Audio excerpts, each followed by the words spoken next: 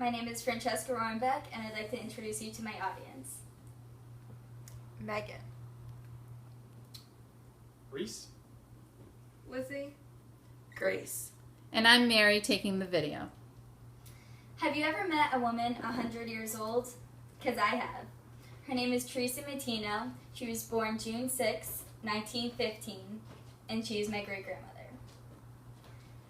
Now, my purpose of this talk is to reveal her secrets to a happy and healthy life and her tips to lasting longevity. Now, my great-grandmother is just like everyone else. She has had struggles. Her parents were immigrants from Italy, and they moved to Coal Town, very small. Some say if you dial the wrong number that you could talk to someone on the phone for 20 minutes. My great-grandmother married at 17, and she quickly started having kids. Now, when she was pregnant with her second kid and my grandfather, she had him very premature. He was actually pronounced dead when she had him. And at that time, babies were born in your house and not in hospitals. So when my grandfather was born premature, they had to think quickly on their feet. And my great-grandmother's mom came up with the idea of putting him in their coal oven to incubate him. So for a while, they didn't actually think that my grandfather was going to make it through this until they heard his first cry, and they found out that their homemade incubator actually was successful. Another struggle that she had was when she was diagnosed with cancer when she was in her 50s. This time, people didn't talk about cancer like they do now, and it was not as knowledgeable or common for them.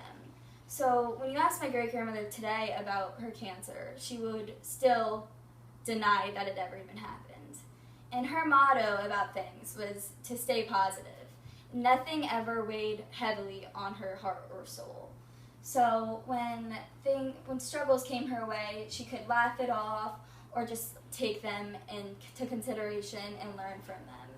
And that, I think, is one of the many great qualities that my great-grandmother has, because when she would go through a struggle, it would not put her in any setback in her life whatsoever. Another thing that I think adds to her lasting longevity is her involvement in the community. My great-grandmother is so involved. She's one of the most social people that I have ever met. Sometimes I can call her on the phone and I'm interrupting her club meetings. Everyone knows her, and I mean everyone knows her. She could be walking down the street and people would say hi, Teresa, out the window, and she'll talk to them for 20 minutes tops. And that's just a day-to-day basis. So something that I think adds to lasting longevity is you have to keep social. She's never just cooped up in her house. I mean, she's 100 years old. If you didn't talk to anyone on a day-to-day basis, you would go insane. And another thing is her mind is still very, very sharp. So she has such a power and a thirst for knowledge. So the other month, she was reteaching herself how to sew fringe on an Afghan, just because she wanted to keep, the tradition alive. That's her other thing, traditions.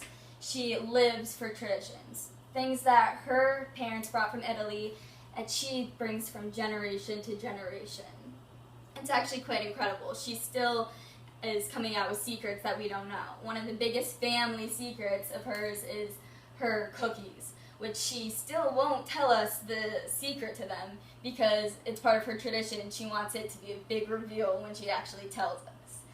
So family, I think, would be her most important part of her life that adds to her lasting longevity and her healthy and happy life. So my gran loves the sense of belonging. And although our family is not big, it's strong. So the fact that she can come Thanksgiving, Christmas, or her favorite holiday, Easter, and have all her favorite people sitting around one table together is actually one of her very best things about herself and her life. And my gram, this is not just the end of my gram's 100 years, but a beginning to another 100 years. And if you get my gram in a corner alone and ask her, how did you make it to 100 years? Her response will, a glass of beer a day. That's all. A glass of beer. Thank you.